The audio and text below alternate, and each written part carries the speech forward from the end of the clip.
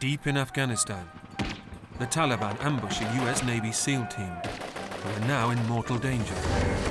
I can remember just pleading over the radios, please make yourself known, show yourself. This is Air Force Rescue. We are here to pick you up. Helicopter rescue from a mountain ledge is the SEALs' last hope. And I was thinking, wow, this is pretty small. Are we gonna land here? And I'm like, holy crap, if we bump over 15, 10 feet, whatever it may be, we're gonna hit that wall. The Special Operations' own rescue helicopter has just been shot down. Now, it's up to the US Air Force Reserve to take on a mission where the best of the best have already failed. America cannot afford to lose another helicopter on that mountain.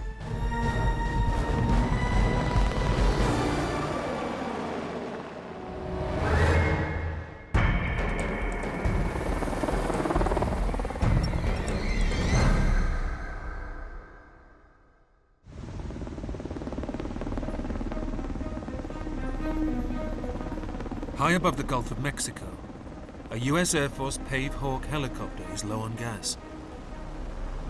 Melbourne Tower, Charlie 11. Charlie 11, Melbourne. Yeah, good afternoon. Charlie 11's just off Patrick, south along the beach. I'd like to transition your key, if we can, to the south. Charlie 11. These volunteer pilots are with the 920th Rescue Wing, the only reserve rescue wing in the US Air Force. Charlie 11, K55, you can proceed up track. We're going to chase you. They're rehearsing the delicate art of in-air refueling. It's a vital skill they'll need to fly combat search and rescue missions in Afghanistan.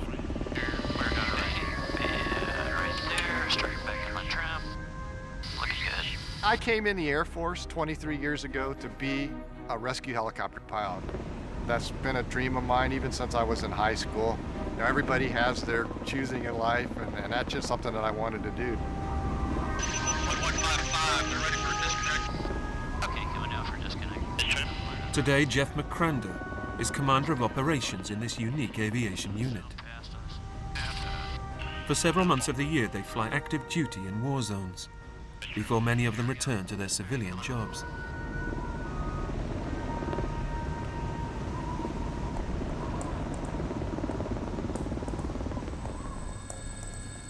In the summer of 2005, 2 helicopter crews from the 920th are nearing the end of their tour in Afghanistan.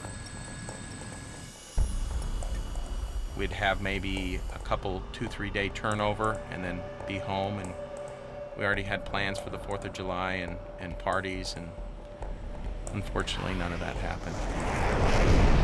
Of course, all good war stories start with there I was. So there I was getting ready to take a shower, and my roommate comes running in and says, hey, the radio just went off and they want you to report to ops right now with a 3-day bag. This 3-day operation will be a daunting challenge. They are to locate a covert 4-man Navy SEAL team high in the mountains of the Hindu Kush. While attempting to assassinate a high-ranking Al-Qaeda leader, the SEALs have been caught in a Taliban counterattack.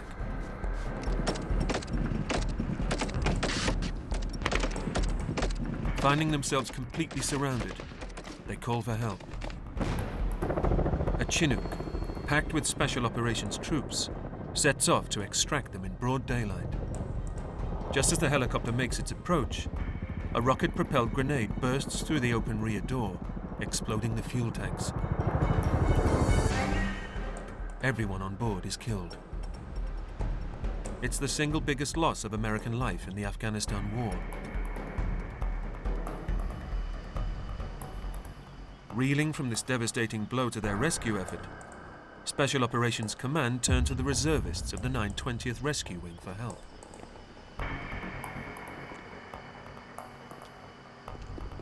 They're a community, a very proud community, that doesn't like to ask for help from outsiders. And so the initial reception was a little bit cold. Oh, I got a smart pack for you. I think that they definitely look down on us, question our training, our crews, our capabilities. I spent a lot of time interacting with the ops officer there, and well, educating them on our capabilities and what we really brought to the fight, and why we were the right people to be up there doing what we were trying to do. Our confidence was high that if there was somebody there and they were alive, we were going to find them. Skinny will be leading his men into the same valley where the Taliban shot down the Chinook. But instead of the lumbering Chinook, Skinny's crews will be flying one of the most sophisticated helicopters in the world, a toned-up version of the famous Black Hawk. We call it a Pave Hawk. The Pave Hawk is a rescue pilot's dream. This is our hydraulic hoist that has 200 feet of cable. Using its in-air refueling probe, the Pave Hawk's pilots can fly non-stop for 14 hours. Another great thing about the aircraft is this FLIR turret and color weather radar. Its infrared camera and color radar enable it to fly in virtually any weather, day or night. And it has anti-missile defenses. It's a very awesome helicopter.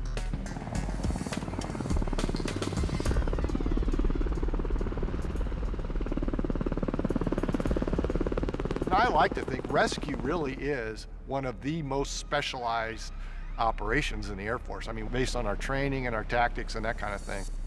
We always like to think of ourselves as special too.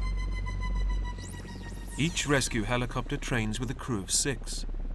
2 pilots, a flight engineer, a gunner, and 2 para-rescue men in the back. The para-rescue men, or PJs, are elite graduates of the so-called Superman School. We're used to the exciting things, jumping out of airplanes and scuba diving and shooting and running and in the middle of the night and just doing wild things. PJs are among the most highly trained emergency trauma specialists in the US military. It's the PJs who will be first out of the helicopter when they reach the landing zone.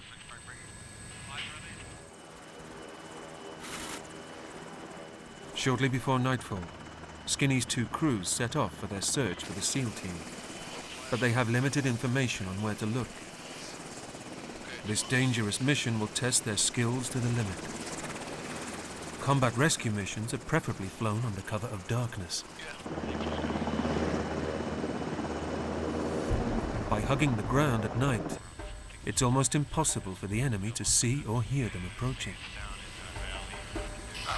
To enable the pilots to see in the dark, they wear night vision goggles. These image intensifiers amplify the available light from the moon and the stars by up to 5,000 times onto a green phosphor screen. The human eye can distinguish more shades of green than any other color.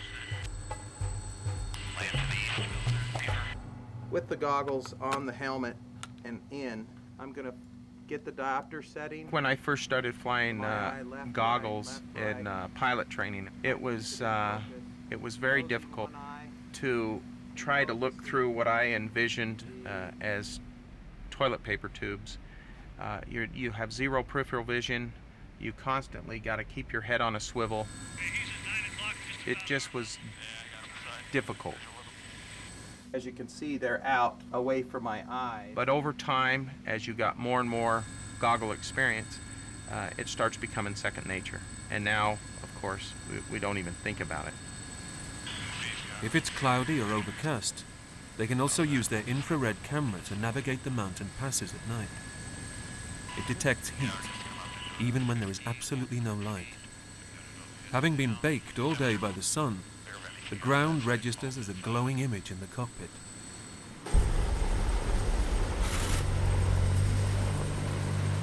Eight hours into their search, high up in the Hindu Kush mountains, the rescuers are still looking and listening for any signal that could locate the SEAL team. Because, you hear the radio key and you're like, oh, they're right here, they've got to be close by. But it's just finding a needle in a haystack. Those mountains were 6,000, 7,000, 8,000 feet high and a lot of area to cover. They fly as close as they dare to the mountainside.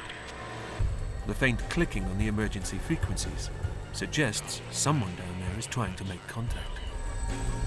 I can remember just pleading in my mind, please, please. And we were even doing it over the radios. please make yourself known. Show yourself. Do anything, because, you know, this is Air Force Rescue. We are here to pick you up. We were very concerned about what we would call a SAR trap, you know, where the bad guys now maybe have captured these guys and are using their signaling devices to lure the helicopters in to shoot them down. And they had obviously demonstrated an ability to shoot down U.S. helicopters in that area, because we were searching the same area where they had just shot down a U.S. helicopter. Despite fears of being lured into a trap, they do not want to abandon the search. They know that if they don't find the missing SEALs soon, the Taliban surely will.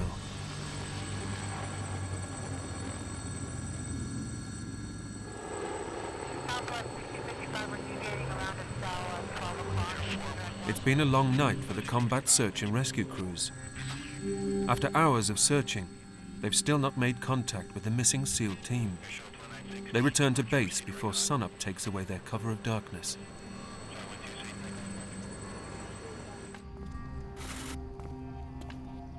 Shortly after dawn, there's a breakthrough.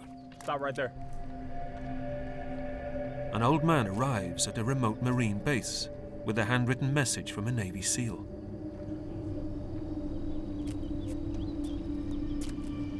The SEAL's name is Marcus Luttrell. He reveals that he is the sole survivor of the 4-man Special Forces team. The others have been killed in an ambush, and he is badly wounded. Luttrell is being sheltered in the old man's village, which has been blockaded by the Taliban. Within hours, the helicopter crews have a satellite photo of the mountain village where Luttrell is hiding. Now Skinny must devise a rescue plan. First to pick up Luttrell, then to recover the bodies of his fallen comrades. You know, as a flight lead, you know, you feel a lot of responsibility, because all these guys are your guys, and it's your job to get them in and get them out so they can get back to their families. And you know, it's just one of those things where you kind of stand there and say a prayer, and it's like, oh Lord, please don't let me screw this up. This is the moment every combat rescue pilot dreams about, yet dreads. It's when they must put to the test their years of training. On combat missions, their tactic is to use 2 helicopters to protect each other. Flying into a dangerous landing zone, or LZ, is a skill they practice back home in the Arizona desert. Most of our training is to be able to get into and out of an LZ, 1, as fast as we can, and 2, having tactics where we can cover each other. The lead aircraft makes a fast, low-level pass over the landing zone to draw enemy fire. It then pulls up hard and high, leaving the second aircraft to slip in for the pickup.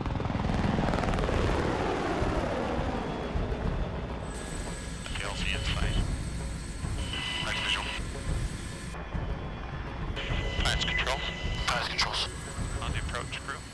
Working together, the entire crew guides the pilot into the trickiest spots by relaying back to him every obstacle and danger. Roger. If you do that in a smooth, coordinated, relaxed manner, we all work together, so we know how we think. And if you hear a person's voice starting to get a little shrill, you know who they are, that what the problem is, that there is a problem. Board 10. Board 5, 4, 3, 2, 1. Clear slide left. Cover's good. So we're holding that, simulating that this is the only place we can go due to terrain and winds. How's my cal? Cal 4 clear. Roger that. How high am I? You're about 20. Good copy. 20 feet. Top left. Coming right. Clear. Power's good. 88. You're okay. These maneuvers are difficult enough in Arizona in daylight. But flying into the Afghan mountains at night, they're extremely hazardous, particularly with the Taliban lying in wait to shoot down another helicopter.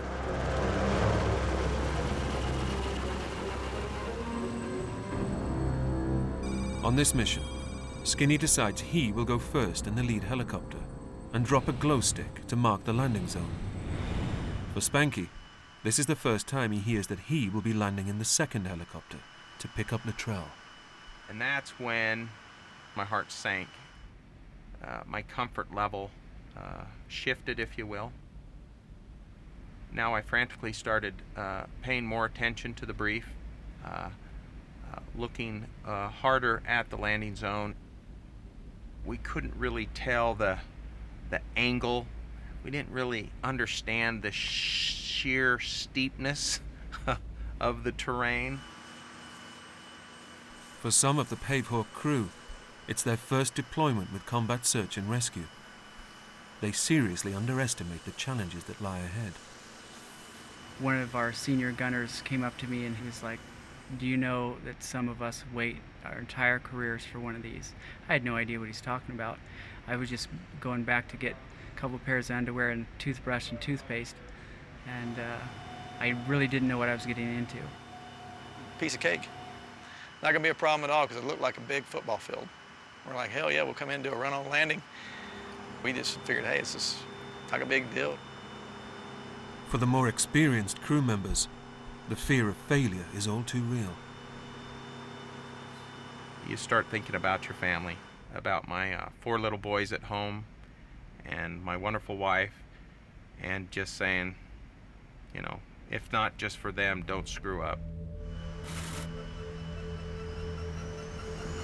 Both shots, you guys have a good flight. Be safe. Roger that, thanks.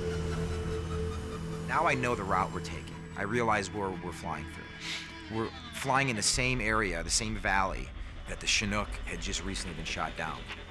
And what I found out again that day was that it's within about 2 miles from the location where we watched a guy on the mountain shoot an RPG at our aircraft, and it actually went between the lead and a trail aircraft.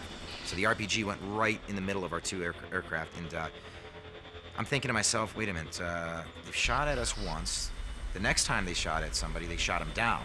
We're flying back into that exact same area. I guess it became real at that point. This time, the US command is leaving nothing to chance. One of the biggest combat rescue operations ever mounted in the war is underway. Their task, to rescue Luttrell and retrieve the bodies of his fallen comrades. On the ground, Army Rangers creep towards their target. In the sky, Apache attack helicopters and A-10 Warthogs will target the Taliban positions. A giant refueling aircraft will provide backup. And flying high above the whole operation, a Spectre gunship. At the moment of rescue, this will illuminate the landing zone with a night sun. A giant infrared spotlight invisible to the naked eye, but clear to everyone wearing night vision goggles.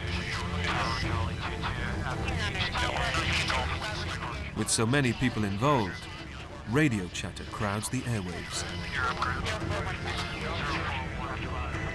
Intensity of the calls got louder and louder and quicker, and until it was at times some guys, it seemed like were screaming on the radio. It's very tempting just to pull up the radios, but you know, you gotta keep your ears open. It is just constant chatter. It's hard enough to hear your crew, let alone assets that aren't even on the same continent. Everybody wants to know the status. What's the status? What's the status?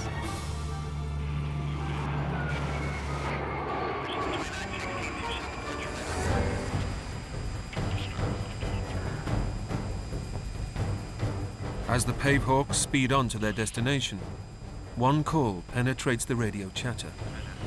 A new location for the pickup point. The coordinates for the survivor have changed by 2 kilometers. In this steep mountain terrain, a difference of 2 kilometers could mean landing on a valley floor or on a cliff face. That sparked a little helmet fire for me. We're inbound, we're freaking 3 minutes out from the LZ, and I'm like, I don't need a grid coordinate right now, because I can't come in focused inside this aircraft and put that in fast enough. Not good. No. I couldn't tell any difference. There's no difference in distance, there's no difference in time, and at this point, even with my helmet on, I'm sure I was pulling what little hair I had left out. Despite the last-minute confusion from Command HQ, Skinny tells his co-pilot JP they have to go in. An extra decimal place on the end of the coordinates has almost jeopardized the entire mission. Finish up a pipeline. We're definitely not going to It turns out, due to a misapprehension of what the scale of the maps and the coordinate format that they were using, the actual objective did not change the 2 kilometers that we were told. It changed precisely 2 meters on the map.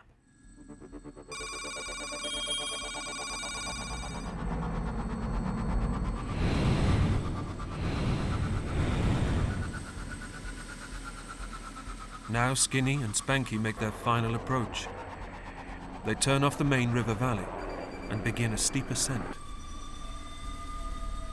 The moon isn't up yet, and clouds shrouding the mountains are blocking what little light there is from the stars. Once we turned up the canyon, it seemed to get darker. There was not very much illumination at all. Our goggles were basically almost shutting down because of that. Now, to see in the dark, they have to rely on their infrared camera. The small screen displays the residual heat from the mountain rocks, outlining the horizon ahead.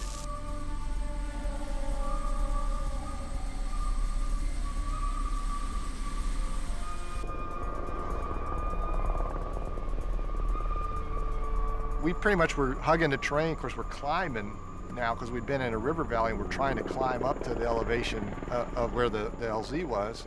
And so we're climbing up and trying to follow the contours best we can, and it's all on my side, so the mountain's all on the right-hand side of the aircraft. Those house lights will be down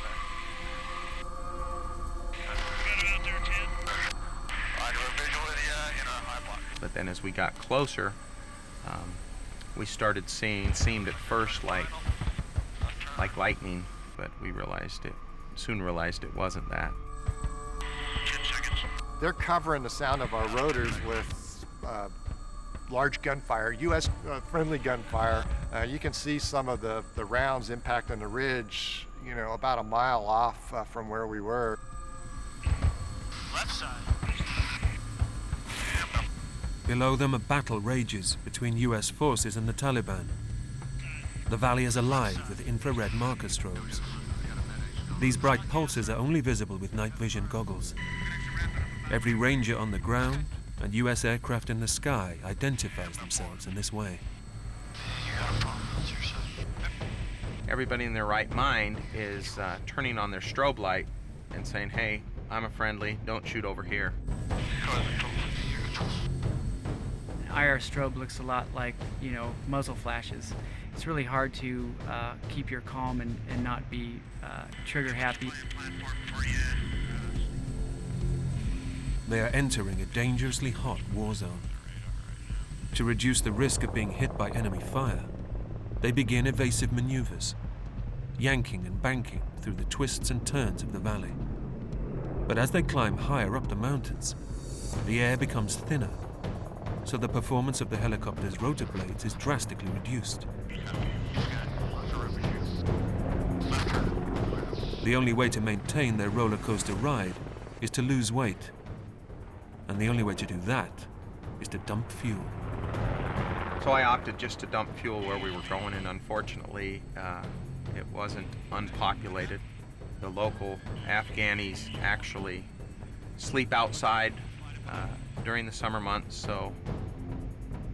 but I had to make that decision. I want that extra buffer.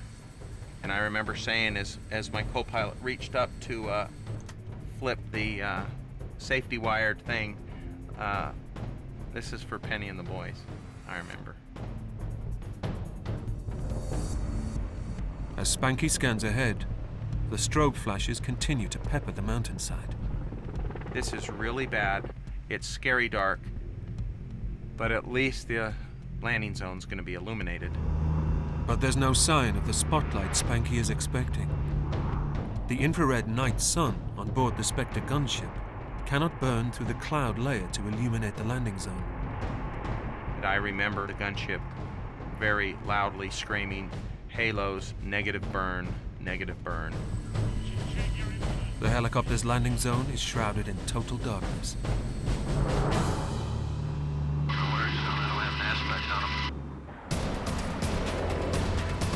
Deep in Afghanistan, A massive combat search and rescue mission is closing in on its target. Navy SEAL Marcus Luttrell.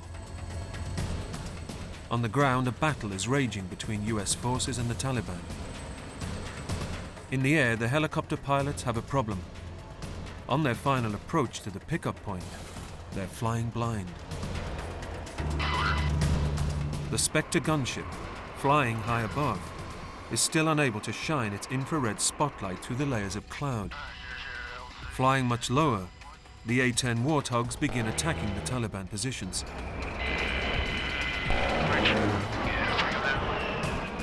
One Warthog pilot spots a gap in the cloud, and with split-second timing, pinpoints the landing zone with his targeting laser. It's just a beam of light exactly where I needed to land. It was like the finger of God. Like, there's a LZ. That's how we got a really good sight of what the LZ looked like. This landing zone is no football field. It's a tiny shelf hacked from the side of a mountain. To be honest, it was it was the size of an LZ that I don't think pilots would even land in the daytime if they really had the chance. I mean, I was thinking, wow, this is pretty small. Are we gonna land here? Okay, I'll come around pilots controls for the pilot control. Brandy or Dogbone got any cam lines? Flight leader Skinny prepares to drop the glow stick that will mark the spot where Spanky is to land in the second helicopter. Yeah, shot it right over. Okay, 100 feet. 3, 2, 1. Ignoring all the gunfire, Skinny scores a bullseye with the glow stick and banks steeply away to draw enemy fire. If the Taliban take the bait, the path should now be clear for Spanky and helicopter number 2 to make the pickup. On the approach. Do you have rising terrain? Because once he calls on the approach, then we give him altitude, airspeed, and we're looking at the ground, looking for obstacles, and they're clearing us into the LZ. Just over, please. You're listening to the pilots talk amongst themselves, and you've got the engineer and the gunner. They're all discussing this. It's such an interactive process to fly a helicopter. You wouldn't believe it, but especially in that context, it was unbelievable. And the LZ starting to come into view there. 2, 1, clear slide left, 10. Power's good. Okay. I never got the sense that it was going to be that tricky. I knew it was going to be a bit hairy. 3 feet. Low altitude. 60 feet. As commander, Spanky takes the controls for the final approach. Pilots control. Pilots controls. Yeah, I got him. Here, you can take it. I remember Dave Gonzalez had his hands up on the throttles in order to go to emergency lockout to give us more power if that was the case. Looking good, crew. Plenty gas, 2,000 pounds. Power's good, 65. And setting up for the landing, I thought, I think it's actually going to work. And then it all went south in a hurry.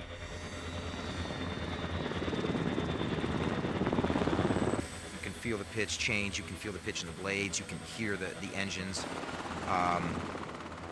Even though my adrenaline had been going, my heart started beating a little bit more. It was like, okay, here we are. Let's just stay focused. Slight down slope. All the way up to that point, all the way up to where we were 10 feet above the ground, everything was nice and calm.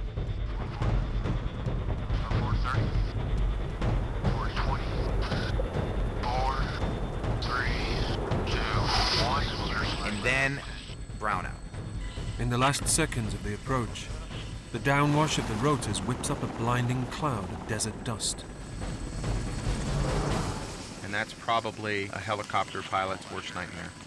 Up in the mountains, on a very dark night, in a very tight, confined space, browning out, and now losing all visual references.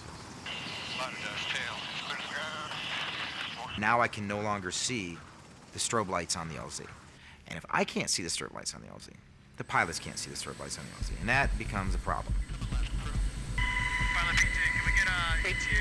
We've got instruments to kind of tell us our drift, but it's just, we can't fly with our eyes closed, and it feels like you've got your eyes closed.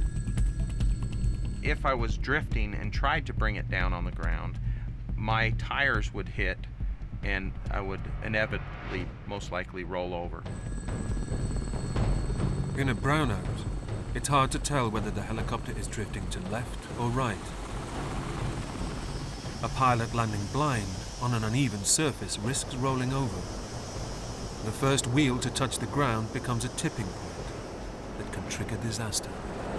It's very easy for the helicopter to continue and pivot on that point, roll over, blades hit the ground, and that's all she wrote. As they brace themselves for touchdown, Spanky's crew are all on maximum alert. I remember looking to my left and I could see a wall from the mountain. And I just saw that and I'm like, holy crap, if we bump over 15, 10 feet, whatever it may be, we're gonna hit that wall. Then Spanky saw on his side a 1,500, 2,000 foot drop off.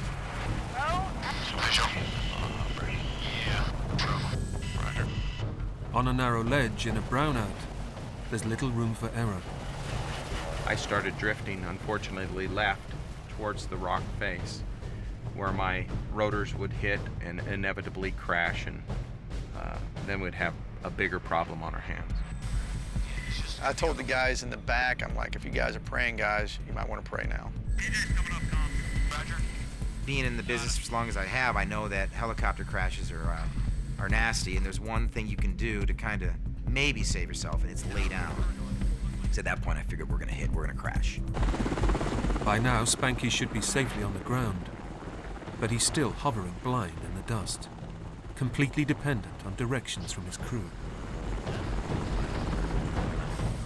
You can hear the pilots just back and forth, stop left, stop right, stop left, and it just continues. The pilot has controls, co-pilot, and it was an orchestra of I don't even know how to explain it.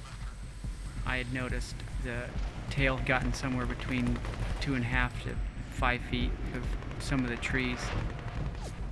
I told the pilot, and as I was kind of turning around the aircraft, and I had to get my bearings about me and figure out which was left and which is right to him, to me, to the aircraft. And so it got a little confusing. If you got a nice, calm person in the back saying, hey man, stop right, you need to come a little left, you're gonna put a little left correction in. When you got somebody in the back screaming, stop right, you're gonna react to whatever you're hearing in the back, because there could be some big tree there and you really want to get the aircraft away. The warning shouts to avoid hitting the wall or the trees make Spanky pull the aircraft hard right. At the same moment, Gonzo, fearful of the drop-off on the other side, goes to the dual controls to prevent Spanky overcorrecting. I just put my hand up by the stick because I was expecting a huge correction, and I just kept Spanky from making that. My technique is when I come into the LZ, 10 feet off the ground, look for a reference, a rock, anything that's not going to blow away. And I went down and looked, and I just didn't see nothing. It was just dust.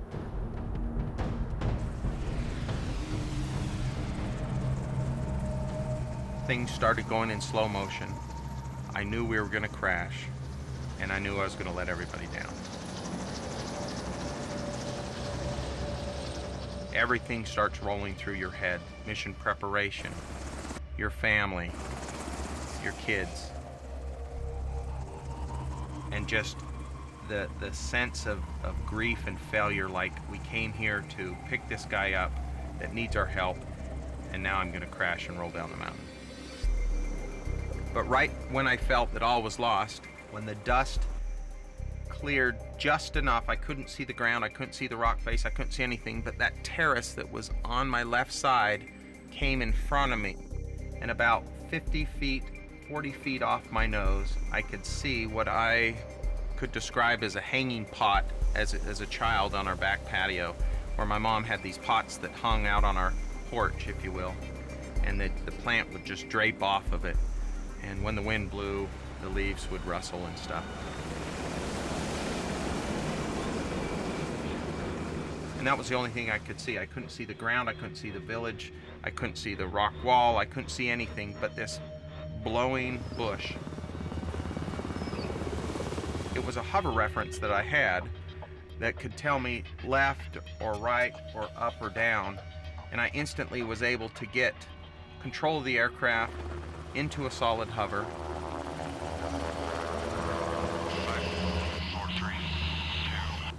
Only when the dust settles do they realize the incredible tightness of the landing zone. We were probably less than 2 feet from the edge. I wouldn't even have done this in Tucson during the day, probably. It would just have been stupid. Yeah, I wouldn't have done it even during the day. And I'll be advised that BJs will be egressing on the right side of the aircraft. We landed. Their job is done. Well, for the meantime, my job begins. So we jump out, and as we're coming out, I see something directly straight behind the tail rope. Whatever this is coming at us, we don't want it to get anywhere near the helicopter. You have to kind of protect the crew as well. It's part of the deal. So I see what looks to be a man, big guy, and he's wearing Afghani clothes. We call them man jammies. And one of the things that went through my head was, if it were an American, let's just say an American were dressed up, their chances are they're not going to walk up to a tail rotor. They know it's a helicopter. I'm going to go around, and that's just a rule. You don't go near the tail rotor. So at this point in time, I had to think quickly, and I drew my weapon, and my plan was to shoot him, because at this point he was a threat to me. A second individual comes out from behind him. So now I'm thinking, okay, I've got two guys that are threats. I'm just going to shoot both of them. I literally had my finger on the trigger, and then immediately, and thank God, the third person comes out from behind. And the third person was clearly United States military. I'm looking at him now. I'm this close. I know he's American. This is a US Ranger, and he quickly indicates which of the men is Luttrell. To check his surprise, Luttrell is dressed in Afghani clothes and also able to walk.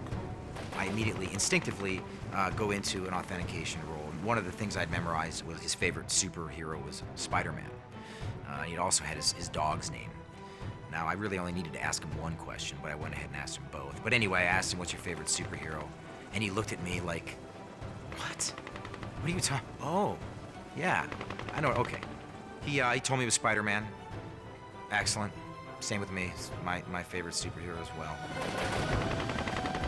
Once Marcus Luttrell's identity is confirmed, they realize he needs urgent medical attention. They will have to fly him back to base before attempting to locate the dead bodies of his friends. There's still a battle going on, like literally 100 meters from where we are. I mean, it's literally as we sit there. And I'm thinking, we haven't left yet. What's going on here? And they're waiting for me, so I hit the mic and I said, go, go, go. And they were like, all right. And then we were up and at it. Pinpoint 3, 2, 1. I pulled straight up and then just dove off of the cliff into the dark hole. And then, of course, all the chatter came back on the intercom. Everything was going crazy. I looked at Marcus. I started talking to him. He sat in a corner. It was kind of surreal at this point. I kind of realized that we just rescued him, and this guy, you know, and all of his buddies are dead. So as I look into Marcus, I got my night vision goggle and I'm focusing it. And I just want to get a good look at him, and you could see the look in his eyes. You could just see the intensity that this guy had been through, and I don't even know how to explain what I saw, but it was pretty amazing. I tapped him on the shoulder. I shook his hand. I said, "Welcome home, brother." With only 5 minutes of fuel remaining, they just make it to a forward base where they deliver Marcus Luttrell. With his legs full of shrapnel, a SEAL to the end, he insists on walking to the medical unit.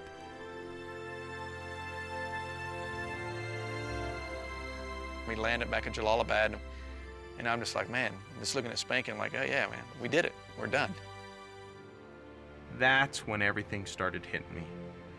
The PJs in the back, especially Perchecki, was hooping and hollering. He was standing outside my window, pounding on the glass. And I just remember thinking, they have no idea how close we were to crashing. And I don't think they fully realized just how close they were to balling it up on the mountainside. And that's when the wave of adrenaline left me, and I just start shaking.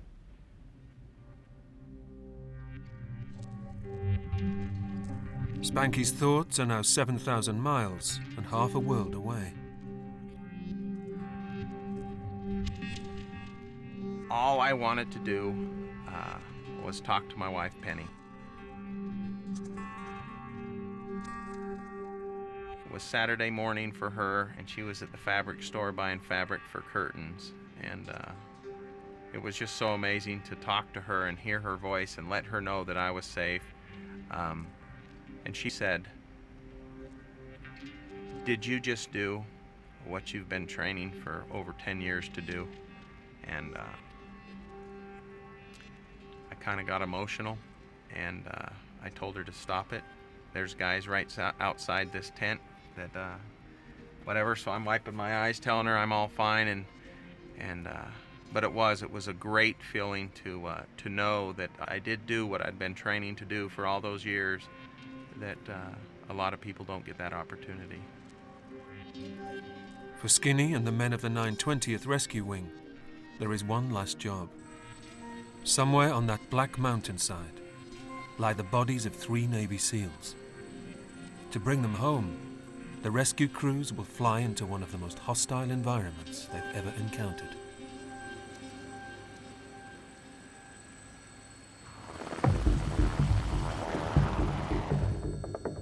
Having saved Navy SEAL Marcus Luttrell, the 920th Rescue Wing prepares for an even riskier mission. Since the Civil War, every effort has always been made to recover and identify the bodies of American soldiers. The bodies of Luttrell's fallen comrades lie in terrain so steep, it's impossible to land. Instead, the helicopters will hover to allow the para-rescuemen to rappel down. But there's an added complication flying at night in the high mountains of Afghanistan.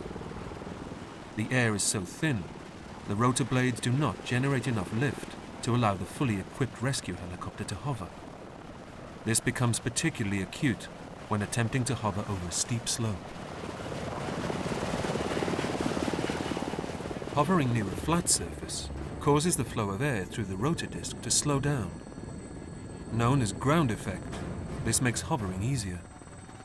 Pilots think of it as a cushion of air. But a helicopter hovering over a steep slope, as it will have to on this mission, no longer benefits from ground effect. To achieve the same amount of lift, it will either need more power or less weight. Otherwise, it will be in trouble.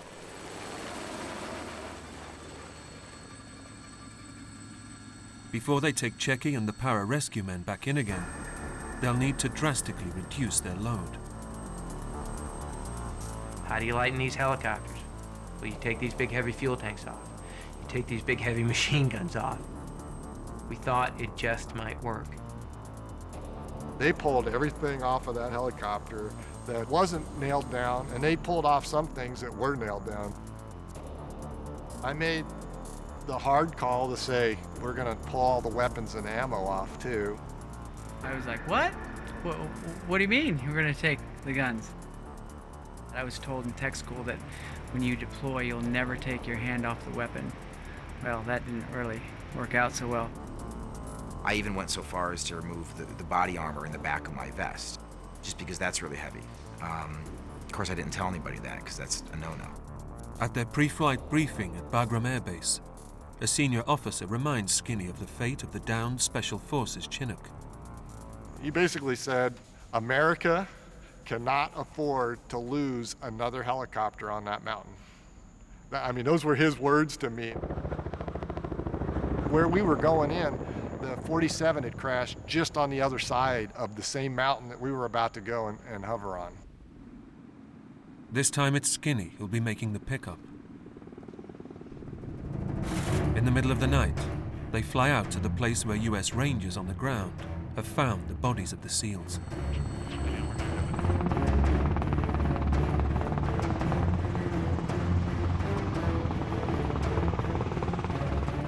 We entered a hover, I think it was about 85 feet, but you have to understand, it was 85 feet above a point that was on a very, very steep incline. And there were basically about 40 to 60 foot trees all around the LZ, but there was a fairly clear area that was just big enough for me to kind of snuggle down inside of that, where, you know, I'm kind of looking at the top of the trees out my window.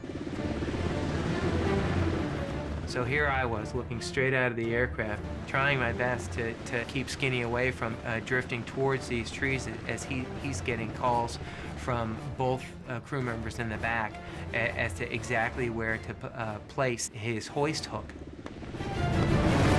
Surrounded by gunfire, the PJs now rappel down to locate the bodies.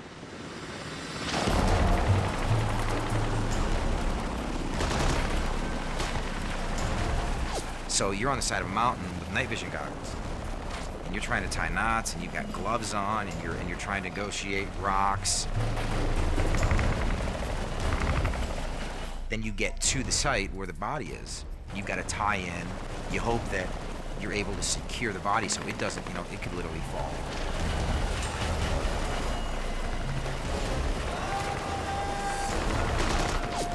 Hovering above the PJs, the Pave Hawk's engines strain to maintain lift. You've got rock slides from the top of the mountain coming down on you. And you got to remember, you're a combatant in a wartime theater. So you've got to post teams all around to secure that operation so you don't necessarily have to worry about shooting when somebody else hopefully will be shooting for you. So there's a lot going on. As ground troops exchange fire with the Taliban, the PJs secure the bodies.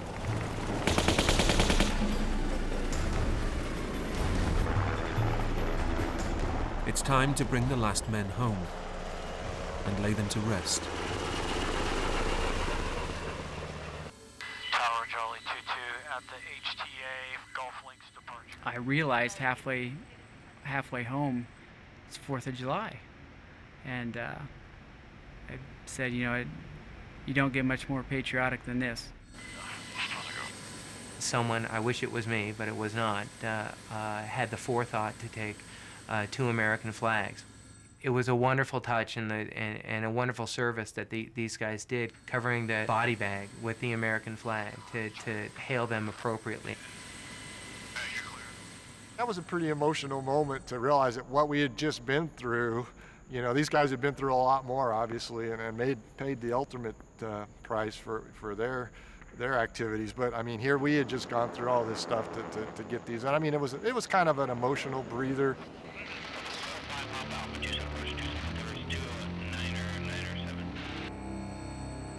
It was still dark when we landed back at Bagram, I remember.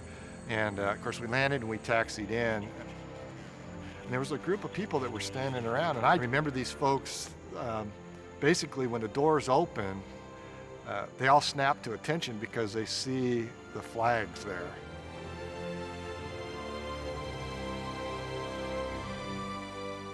With outstanding bravery, the men of Air Force Reserve Combat Search and Rescue have saved Luttrell and recovered the bodies of his comrades. We're rescue guys. We always want to bring everybody back alive if we can. I mean, there's a little bit of pride in me to know that that I helped bring him back to his family. Even though I would have rather, as rescue guys, we'd rather bring them all back alive if we could. That just wasn't in our cards that day to be able to do that. So. It was a huge honor for me to know that Skinny trusted me enough to send me in to do, quite frankly, that a lot of us never will do in our career. And I thank him for that.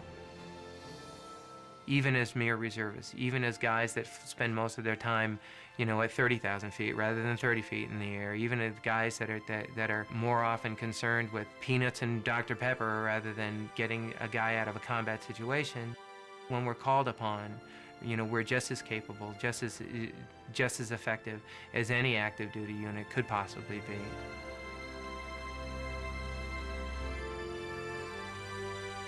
For their heroism, each crew member of the helicopter rescue team was awarded the Air Force Medal. Spanky now helps devise the latest rescue procedures. Checky is training to be a doctor. And Skinny now has 4 squadrons under his command.